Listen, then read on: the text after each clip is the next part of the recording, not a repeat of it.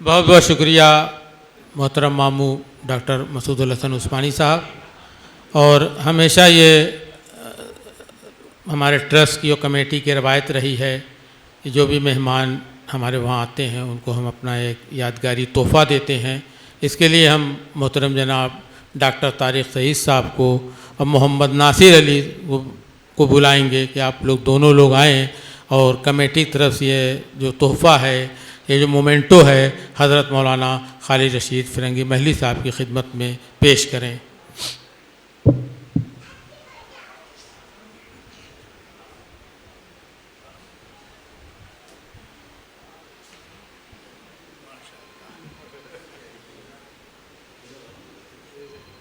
سب کو لے کے جانا پڑے گا،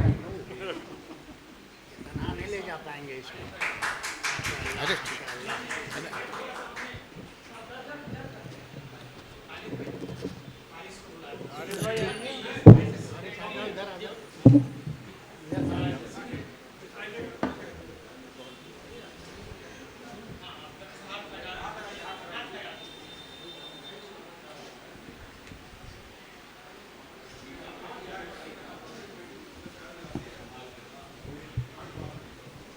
بہت بہت شکریہ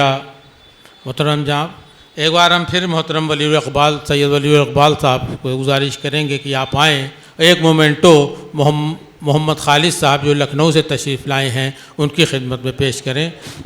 سید ولی الاقبال صاحب.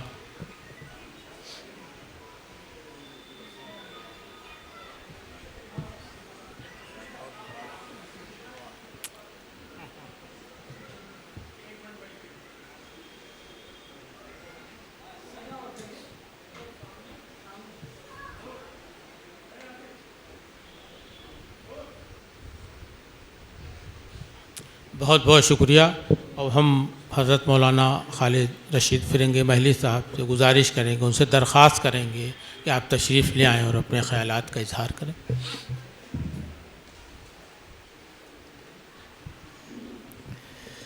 الحمدللہ رب العالمین والصلاۃ والسلام علی رسولہ الامین، اما بعد. اسٹیج پہ تشریف فرما محترم جناب ڈاکٹر مسعود الحسن عثمانی صاحب،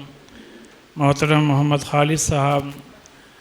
مولانا نعیم الرحمن صدیقی صاحب، ہمارے آصف بھائی، حارث بھائی اور ان کے بڑے بھائی،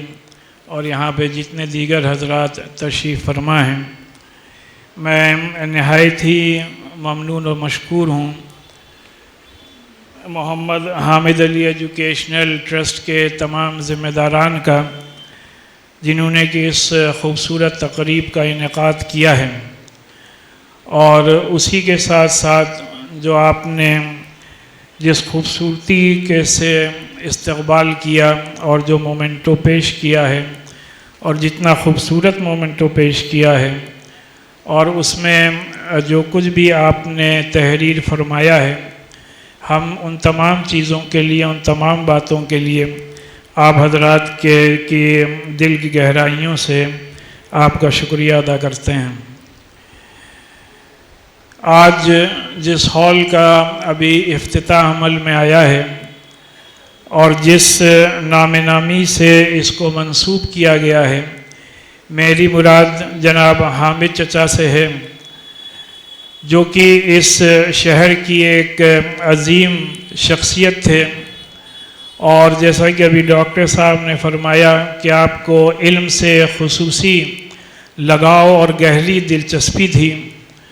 اور آپ کے علم سے کتنی گہری دلچسپی تھی اس کا اندازہ جو یہ بورڈ لگا ہوا ہے جس میں آپ کے مضامین کو بریفلی ڈسکرائب کیا گیا ہے، اس سے بخوبی اندازہ ہوتا ہے.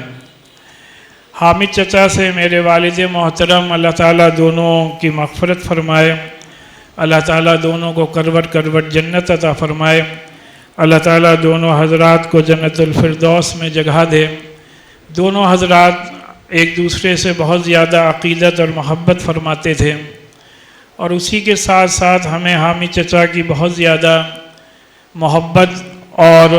شفقت حاصل ہوئی. اور جب بھی ان سے ملاقات ہوئی، آپ نے ہمیشہ اس ناچیز کو اور ہمارے تمام گھر والوں کو اپنی دعاؤں سے نوازا ہے۔ اور جس طریقے سے آپ یہ جو مضامین کی فہرست دیکھ رہے ہیں اور اس میں اردو ہندو اور مسلمانوں کی مشترکہ زبان ہے، اس پر آپ کا جو مضمون ہے وہ اس بات کا شاہد ہے کہ کس طریقے کی یہ مضمون کوئی گورکھپور کی علمی شخصیت ہی تحریر کر سکتی تھی، کیونکہ اسی تاریخی شہر سے فراق گورکھپوری نکلتے ہیں جنہوں نے کہ اس شہر کا نام پورے ملک میں نہیں بلکہ پوری دنیا میں روشن کیا، اور فراق گورکھپوری نے اس بات کو ثابت کیا کہ اردو زبان کسی ایک مذہب کے ماننے والوں کی زبان نہیں ہے بلکہ خالصتاً ہندوستان کی زبان ہے۔ اسی طریقے سے آپ کے اس شہر میں منشی پریم چندر کو اس شہر سے بہت زیادہ لگاؤ تھا، اور جس طریقے سے یہاں کے نارمل اسکول میں وہ ٹیچر تھے، اور نارمل اسکول ہی کے پاس میں جو عیدگاہ تھی اسی گورکھپور کی عیدگاہ کو سامنے رکھ کر کے انہوں نے جو عیدگاہ کے نام سے، حامد کے نام سے جو کہانی لکھی وہ پورے ملک میں بہت زیادہ مشہور ہوئی، اور آج بھی اسکولوں میں جو عیدگاہ کے نام سے یہ کہانی پڑھائی جاتی ہے بچے اس کو بہت ہی زیادہ دلچسپی سے پڑھتے ہیں۔ لیکن اس بات کا علم ہم سمجھتے ہیں کہ کم لوگوں کو ہے کہ اس عیدگاہ کا تعلق کہیں نہ کہیں آپ کے اسی شہر گورکھپور سے رہا ہے۔ اسی طریقے سے اگر آپ دیکھیں تو اس شہر کی، اس ملک کی آزادی میں بہت گراں قدر خدمات رہی ہیں، اور ہمارے نوجوانوں کو جو ینگ جنریشن ہے اس کو کم سے کم اس بات کا علم ہونا چاہیے کہ ہمارے بزرگوں کی اس ملک کے لیے کیا خدمات رہی ہیں، ہم جس علاقے میں، جس شہر میں بستے ہیں اس کی کیا تاریخ رہی ہے، جس سے کہ ہم اس کی صحیح ترجمانی دوسروں کے سامنے کر سکیں۔ آپ کے اسی شہر میں جو چوری چورا کا واقعہ پیش آیا، کتابوں میں تحریر کیا گیا ہے کہ وہ تحریک آزادی کا ایک بہت اہم باب تھا اور تحریک آزادی کا ایک ٹرننگ پوائنٹ تھا، جس کے بعد کہ مہاتما گاندھی نے نان کوآپریشن موومنٹ کو واپس لیا،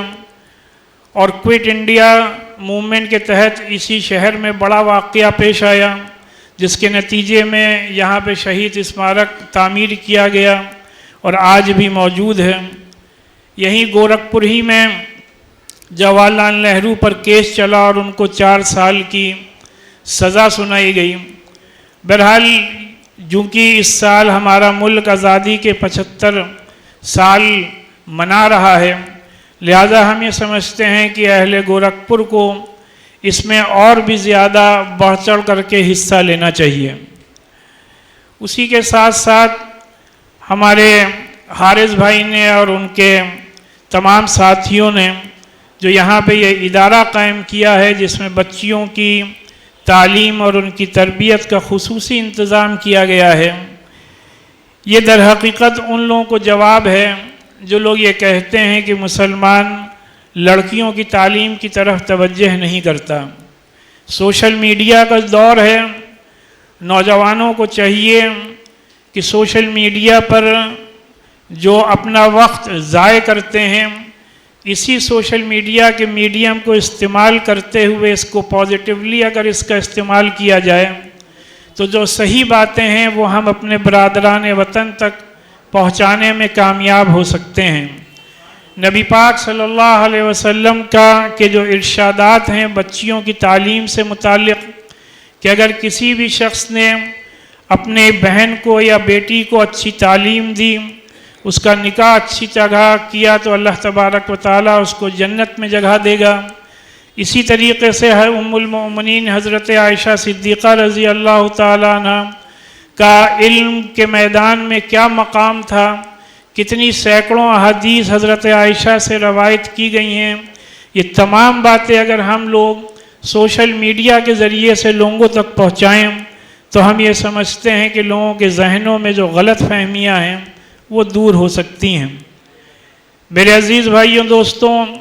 ہمارے ہاں بڑے اور بزرگ ہمیشہ یہ کہے گئے ہیں کہ ہمیں قطعی طور پر بھی نا امیدی میں مبتلا نہیں ہونا چاہیے. یہ ہمارا ملک ہے. اس ملک کی آزادی میں ہمارے آباء و اجداد نے اپنا سب کچھ قربان کیا ہے اور ملک کی تعمیر و ترقی میں بھی ہمارا برابر کا حصہ رہا ہے. زیادہ تفصیل میں جانے کی ضرورت نہیں ہے، لیکن ہم یہ بات ضرور کہنا چاہتے ہیں کہ ہمارے نوجوانوں کو، ینگسٹرز کو اس بات کے لیے پوری طریقے سے مطمئن رہنا چاہیے کہ اس ملک میں ہمارا اتنا ہی حصہ ہے جتنا کسی بھی دوسرے کا حصہ ہے. اس ملک کا جب تک آئین، کانسٹیٹیوشن اور سمویدھان موجود ہے، ہم سے ہمارے اختیارات کو کوئی چھین نہیں سکتا. آپ سب کو معلوم ہے کہ کانسٹیٹیوشن کا آرٹیکل 25 بھی موجود ہے، 30 بھی موجود ہے. آرٹیکل 25 میں جس طریقے سے فریڈم آف ریلیجن کی بات کہی گئی ہے کہ all citizens are free to profess and practice and propagate religion of their choice، تو جب تک یہ آرٹیکل موجود ہے ہمیں اپنے مذہب پر عمل کرنے اور مذہب کی تبلیغ کرنے اور مذہب کی اشاعت کرنے سے کوئی بھی روک نہیں سکتا. اسی طریقے سے جب تک آرٹیکل 30 موجود ہے جس میں کہ صاف طور پر یہ بات کہی گئی ہے کہ all minorities whether based on religion or language shall have the full right and freedom to establish and administer educational institution of their choice. لہذا جو مدارس اسلامیہ جس کی اس ملک کی آزادی میں بہت زیادہ خدمات ہیں، یہ مدارس اسلامیہ جو ہم یہ سمجھتے ہیں کہ پورے ملک میں سب سے بڑا ایجوکیشنل نیٹ ورک ہے. یہ مدارس اسلامیہ جس میں کہ اراؤنڈ 90% ان بچوں کو ہم لوگ تعلیم دیتے ہیں جو بلو دا پاورٹی لائن سے آتے ہیں اور جن کے کی فوڈنگ، لاچنگ اور ایجوکیشن، ان کا رہنا، کھانا پینا اور ان کی تعلیم کمپلیٹلی فری میں ہم لوگ مہیا کراتے ہیں. اور کوئی بھی پورے ملک میں ایسا نظام نہیں ہے جہاں اتنی بڑی تعداد میں بچوں کو پڑھائی کے ساتھ ساتھ، تعلیم کے ساتھ ساتھ ان کا رہنا، کھانا پینا بھی فری میں اور مفت میں، اور وہ بھی ایک اچھے ماحول میں، ایک مہذب انداز میں فراہم کیا جا سکتا ہو. اور پوری ذمہ داری کے ساتھ میں یہ بات عرض کرنا چاہتا ہوں کہ مدارس اسلامیہ کا واحد ایجوکیشنل نیٹ ورک اس ملک میں ہے جو کہ 100% 100% امپلائمنٹ ریشیو دیتا ہے. کوئی بھی مدرسے سے نکلا ہوا بچہ الا ماشاء اللہ آپ کو ان امپلائڈ اور بے روزگار نہیں ملے گا، جبکہ باقی جو 97% بچے ہیں جو اسکول، کالج اور یونیورسٹیز میں جاتے ہیں، وہ جب وہاں سے پڑھ کے نکلتے ہیں تو کتنے پرسنٹ لوگوں کو نوکریاں اور امپلائمنٹ ملتی ہے، یہ ہمارے اور آپ کے سامنے ہیں. میرے عزیز بھائیوں، دوستوں، ابھی ڈاکٹر صاحب نے اور محمد خالد صاحب نے جس بات کی طرف اشارہ کیا ہے وہ وہی بات ہے جس کو کہ اللہ نے قرآن میں بار بار ارشاد فرمایا ہے. اللہ نے اپنے مقدس کتاب میں 1000 آیات سے زیادہ اللہ تعالیٰ نے اپنے مقدس کتاب میں علم اور علم کی اہمیت پر روشنی ڈالی ہے. ہمارے آقا سید المرسلین احمد مصطفیٰ محمد مصطفیٰ صلی اللہ علیہ وسلم نے اپنے ارشادات کے ذریعے سے بھی اور اپنے عمل کے ذریعے سے بھی ہمیں اور آپ کو یہی پیغام دیا ہے کہ چاہے ہم دنیا کے کسی بھی حصے، کسی بھی خطے، کسی بھی ملک میں رہیں، اگر ہم چاہتے ہیں کہ ہم اس ملک میں باعزت زندگی گزاریں، اگر ہم چاہتے ہیں کہ ہماری آنے والی نسلیں اس ملک میں باوقار زندگی گزاریں، اگر ہم چاہتے ہیں کہ ہم اس ملک میں ایک باوقار انداز میں جئیں، اگر ہم یہ چاہتے ہیں کہ ہمارے ملک کے آئین، ہمارے ملک کے سمویدھان، ہمارے ملک کے کانسٹیٹیوشن نے جو ہمیں اختیارات اور حقوق دیے ہیں وہ ہمیں حاصل ہوں، اور اگر ہم یہ چاہتے ہیں کہ ملک کی حکومتوں میں، ملک کے انتظامیہ میں، ملک کے ایڈمنسٹریشن میں، ملک کے ڈیسیشن میکنگ پروسیس میں، ملک کے وسائل میں، ملک کے ریسورسز میں، ملک کے عدلیہ میں ہمارا بھی برابر کا حصہ ہو، تو اس کا جو واحد راستہ ہے وہ صرف اور صرف یہی راستہ ہے کہ ہم اس بات کا تہیہ اور عزم کر لیں کہ ہم ہر حال میں اپنے بچوں کو اعلیٰ سے اعلیٰ تعلیم کے زیور سے آراستہ کریں گے۔ اللہ تبارک و تعالیٰ نے جن حضرات کو اتنا نوازا ہے کہ وہ اپنے بچوں کو اعلیٰ تعلیم دے سکتے ہیں، تو اسی کے ساتھ ساتھ اگر ہم سب لوگ صرف اور صرف ایک غریب بچے کو اسپانسر کر دیں تعلیم کے لیے، اپنے پڑوس میں، اپنے محلے میں یا اپنے ہاں جو لوگ کام کرتے ہیں ان کے بچوں کو، تو آئندہ آنے والے 20 سالوں میں ایک بڑا انقلاب برپا ہو سکتا ہے۔ آپ دیکھیں کہ IAS IPS میں جتنے بھی سول سروسز کے امتحان ہوتے ہیں آزادی سے لے کر آج تک، اس میں IAS میں 3% سے زیادہ ریشیو اور پرسنٹیج سلیکشن میں کبھی بڑھ نہیں رہی، کبھی 2.5% ہو جاتی ہے، کبھی 3 اور کبھی 3.25۔ IPS میں یہ فگر 2 سے لے کر کے اور 4 کے درمیان ریوالو کیا کرتا ہے۔ اس کی وجہ یہ نہیں ہے کہ ہمارے ساتھ کوئی تعصب برتا جا رہا ہے، بلکہ اس کی وجہ صرف اور صرف یہ ہے کہ ہمارے بچے ان کمپٹیٹیو ایگزامس میں آلریڈی بہت کم بیٹھ رہے ہیں، اور اس کے باوجود بھی اگر 3% کا سلیکشن ہو رہا ہے تو یہ اللہ کا ایک معجزہ ہے۔ آرمی میں ہم اپنے بچوں کو بھیجنے سے کتراتے ہیں، دوسرے گورنمنٹ جابس میں ہم اپنے بچوں کو بیٹھانے سے کتراتے ہیں۔ اس کی کیا وجہ ہے؟ اس کے لیے ہمیں اپنا محاسبہ کرنا چاہیے، ہمیں اپنا انٹروسپیکشن کرنا چاہیے۔ ہمارے نوجوانوں کو اپنے شاندار ماضی پر نظر کرنے کی ضرورت ہے، ہمارے نوجوانوں کو تاریخ کے اوراق پلٹنے کی ضرورت ہے۔ جب جب آپ تاریخ کے اوراق پلٹیں گے تو آپ کے اندر ایک خود اعتمادی پیدا ہوگی، ایک سیلف کانفیڈنس پیدا ہوگا، اور آپ یہ دیکھیں گے کہ اس دور اور اس زمانے میں جب کہ یورپ اور امریکہ ڈارک ایجز سے گزر رہے تھے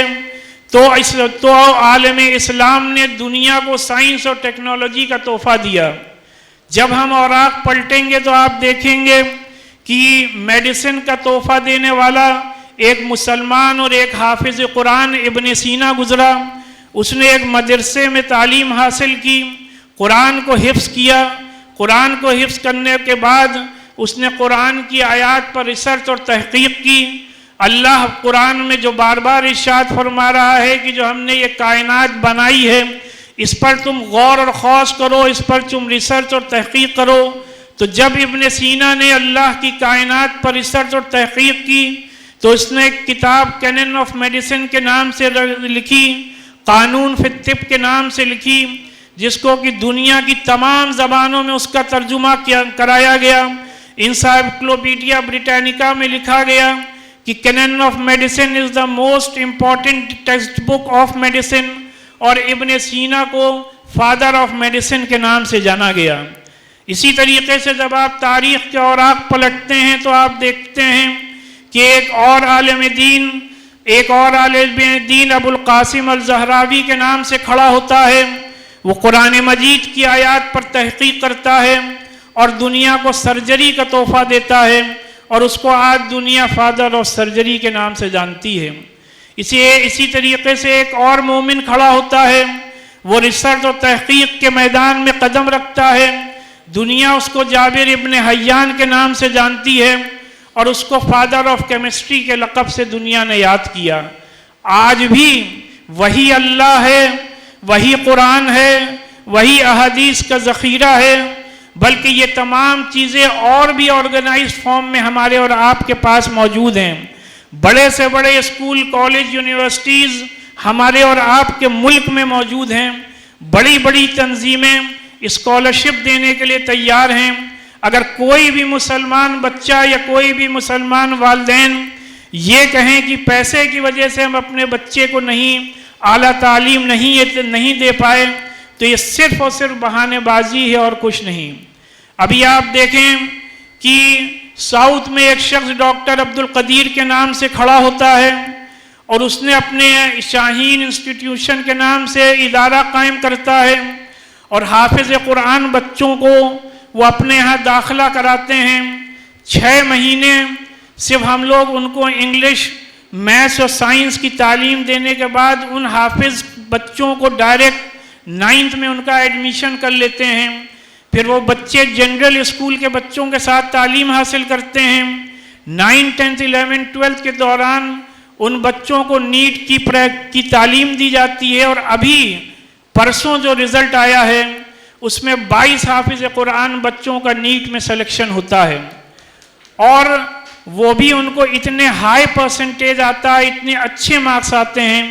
کہ ان کو گورنمنٹ کالج ملنے سے کوئی بھی طاقت اور قوت روک نہیں سکتی۔ آج کے زمانے میں 22 حافظ قرآن بچوں کا سلیکشن نیٹ میں ہونا، یعنی کہ 5 سال بعد یہ بچے انشاءاللہ MBBS کر کے صحیح طور پر ملک اور قوم کی خدمت کریں گے، یہ ایک ایسا اللہ کا معجزہ ہے، اور ہمارے اور آپ کے سامنے ایک ایسا سبق ہے کہ اگر ہم صحیح طور پر صحیح ڈائریکشن میں اپنے بچوں کی رہنمائی کریں تو آج بھی تعمیر و ترقی کی راہیں کوئی بھی حکومت، کوئی بھی انتظامیہ مسلمانوں کے لیے روک نہیں رہی ہے۔ آخری بات یہ ہے کہ اس قسم کی تقریبات کا جب بھی انعقاد کیا جاتا ہے، کسی عظیم شخصیت کی یاد میں اس طریقے کی تقریبات کا انعقاد ہوتا ہے، تو بنیادی طور پر اس کے 2 مقاصد ہوا کرتے ہیں۔ ایک مقصد یہ ہوتا ہے کہ جو شخصیت ہمارے بیچ میں نہیں رہی ان کی گراں قدر خدمات کو یاد کریں، اور ان کی یاد میں لوگوں کی مدد اور امداد کریں، تعلیمی ادارے قائم کریں، جس سے کہ جو شخصیت اس دنیا سے رخصت ہو چکی ہے اس کا اجر و ثواب انہیں ملے۔ اور پھر حدیث میں بھی آتا ہے کہ میرے آقا نبی پاک صلی اللہ علیہ وسلم نے ارشاد فرمایا کہ جب ایک شخص اس دنیا سے رخصت ہو جاتا ہے تو اس کے اعمال کے ثواب کا سلسلہ منقطع ہو جاتا ہے، سوائے 3 چیزوں کے۔ ایک وہ صدقہ جاریہ جو کہ جاری ہو، جس سے لوگ فائدہ اٹھا رہے ہوں، دوسرا وہ علم جس سے دوسرے لوگ فائدہ اٹھا رہے ہوں، اور تیسرے وہ اولاد جو اس کے لیے مغفرت کی دعا کرے۔ تو یقینی طور پر حامد چچا نے اپنے بچوں کی تعلیم و تربیت کا وہی نظم کیا جس کا کہ حکم اللہ نے قرآن میں اور نبی پاک صلی اللہ علیہ وسلم نے حدیث میں دیا، کہ ہمارے آقا نے ارشاد فرمایا کہ کسی باپ نے اپنے بچوں کو اعلیٰ اخلاق سے اور اعلیٰ اخلاق سے بہتر کوئی تحفہ نہیں دیا، اور حسن ادب سے بہتر کوئی تحفہ نہیں دیا۔ اور پھر اللہ نے قرآن میں اس بات کی طرف بھی اشارہ فرمایا کہ تم صرف اللہ سے اولاد کے لیے دعا نہ مانگا کرو، بلکہ اللہ سے یہ دعا مانگا کرو کہ اللہ تعالی ہمیں صالح اور نیک اولاد عطا کرے جو کہ ہماری آنکھوں کی ٹھنڈک بنے۔ اور بچوں کی تعلیم و تربیت کا حکم اللہ نے اور اللہ کے رسول نے ہمیں اور آپ کو دیا ہے، جس کا کہ نتیجہ یہ ہے کہ ہم سمجھتے ہیں کہ حامد چچا نے اپنے اس فریضے کو بحسن و خوبی ادا کیا۔ اور دوسرا مقصد یہ ہوا کرتا ہے کہ ہم ایسی تقریبات میں اس قرآن کی آیت کو یاد کریں کہ جس میں کہ اللہ تبارک و تعالیٰ نے فرمایا کہ جو بھی شے اس دنیا میں آئی ہے اس کو ایک نہ ایک دن اس دنیا سے رخصت ہونا ہے۔ اور نبی پاک صلی اللہ علیہ وسلم کی اس حدیث کو یاد کریں کہ موتو قبل ان تموتو وحاسبوا قبل ان تحاسبوا، یعنی مرنے سے پہلے مرو، اور قیامت کے روز جو حساب و کتاب ہونا ہے اس سے پہلے اپنا حساب اور کتاب کرو۔ اس حدیث کی تشریح میں علماء کرام تحریر فرماتے ہیں کہ اس حدیث پر اس طریقے سے عمل کیا جا سکتا ہے کہ اللہ کا رسول ارشاد فرما رہا ہے کہ مرنے سے پہلے مرو، اور قیامت کے روز جو حساب و کتاب ہونا ہے اس سے پہلے اپنا حساب و کتاب کرو۔ اس پر عمل اس طریقے سے کر سکتے ہیں کہ روزانہ 24 گھنٹے میں کوئی بھی ایک وقت مقرر کر کے ہم تنہائی میں بیٹھیں اور اس بات کا تصور کریں کہ ہماری موت کا وقت قریب آ گیا ہے، اور اب ہم ان تمام مراحل سے گزر رہے ہیں جن مراحل سے اس دنیا سے رخصت ہونے کے بعد ہمیں اور آپ کو گزرنا ہے، اور ہم اس بات کا تصور کریں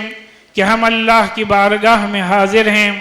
اور جو ہم نے گناہ کیے ہیں اس کا خدا نخواستہ ہمیں عذاب میں ہم کہیں مبتلا نہ ہوں، اور جو نیک کام کیے ہیں اس کو بھی یاد کریں، اور اللہ کی رحمت سے مایوس نہ ہو کر اس بات کا تصور کریں کہ اللہ تبارک و تعالی ہمیں ان تمام نیکوں کا اجر و ثواب عطا فرما رہا ہے۔ اللہ تعالیٰ سے دعا ہے کہ اللہ تبارک و تعالی جناب حامد چچا کو کی مغفرت فرمائے۔ جتنے بھی مسلمان اس دنیا سے رخصت ہو چکے ہیں ان تمام مسلمانوں کے اللہ تعالیٰ مغفرت فرمائے، اور ان کی یاد میں جو یہ ادارہ قائم کیا گیا ہے اس میں بہتر سے بہتر علم اور انسانیت کی خدمت ان کے صاحبزادگان اور ٹرسٹ کے تمام ذمہ داران کو ادا کرنے کی توفیق عطا فرمائے، اور ہمیں اور آپ کو پورے ایمان اور یقین اور وقار کے ساتھ اپنے اس عظیم و شان ملک میں زندگی گزارنے کی توفیق عطا فرمائے،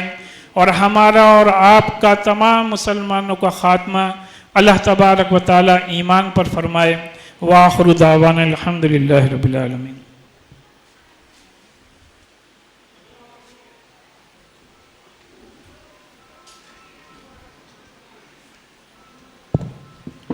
بہت بہت شکریہ محترم حضرت مولانا خالد رشید فرنگی محلی صاحب، آپ کی جو باتیں رہی ہیں، آپ نے جو اپنی تقریر میں کہی ہیں، وہ ہمارے اہل گورکھپور کے لیے انشاءاللہ تعالی بڑی کرامت رہیں گی۔ ہم آپ کو یقین دلاتے ہیں کہ انشاءاللہ آپ جب بھی کبھی اگلی بار انشاءاللہ آپ تشریف لائیں گے تو اس سلسلے میں آپ ضرور کچھ نہ کچھ ترقی پائیں گے۔ حضرات، اب ہمارے محترم جناب خالد رشید فرنگی محلی صاحب کی آج کی اس تقریر کے ساتھ، آپ کے اس بیان کے ساتھ ہمارا آج کا یہ جلسہ اپنے اختتام پر ہے۔ ہم حضرت مولانا خالد رشید فرنگی محلی صاحب کا اپنے ادارے کی طرف سے شکریہ ادا کرتے ہیں کہ آپ نے ہمارے دعوت نامے کو قبول فرمایا۔ صبح آپ لکھنؤ سے چلے، بہت آپ کا وقت قیمتی رہتا ہے لیکن اس میں سے وقت نکال کے آپ چلے، آپ نے سفر کی مشکلیں طے کی ہوں گی، لیکن آپ ہماری دعوت پہ یہاں تشریف لے آئے۔ ہم آپ کا بہت شکریہ ادا کرتے ہیں، اللہ تعالیٰ سے دعا کرتے ہیں کہ اللہ تعالیٰ آپ کو صحت زندگی دیں، اور آپ اسی طرح ہم سب لوگ کی جو پورے قوم کی جس طرح سے آپ خدمت کر رہے ہیں آگے بھی کرتے رہیں۔ ہمارے محترم ماموں ڈاکٹر مسعود الحسن عثمانی صاحب بھی ہماری دعوت پہ یہاں تشریف لے آئے، ہم ان کا شکریہ ادا کرتے ہیں۔ محمد خالد صاحب جو ہمیشہ ہم لوگوں کی حوصلہ افزائی کرتے ہیں، ہم ان کا بہت شکریہ ادا کرتے ہیں۔ مولانا نعیم الرحمن ندوی صاحب، آپ ہماری دعوت پہ یہاں تشریف لے آئے، ہمارے ادارے کو، ہمارے اہل شہر کو آپ نے اپنی دعاؤں سے نوازا، ہم آپ کا شکریہ ادا کرتے ہیں۔ ہم آپ تمام حضرات کا بہت شکریہ ادا کرتے ہیں کہ اس گرمی میں بہت تیز دھوپ تھی جو وقت ہم نے رکھا تھا، لیکن اس کے باوجود آپ لوگ تشریف لے آئے، آپ لوگوں کا بہت بہت شکریہ۔ بہت سی خواتین آئی ہوئی ہیں جو بغل کے کمرے میں بیٹھی ہیں، ہم ان کا بھی بہت شکریہ ادا کرتے ہیں کہ آپ لوگ اپنے گھریلو کاموں کو آپ نے جلدی سے نپٹایا ہوگا، یا پھر جا کے آپ پر زیادہ محنت پڑے گی، لیکن پھر بھی ہماری دعوت پہ جو آپ تشریف لے آئیں، آپ تمام کا بہت بہت شکریہ۔ بہت بہت شکریہ حضرات۔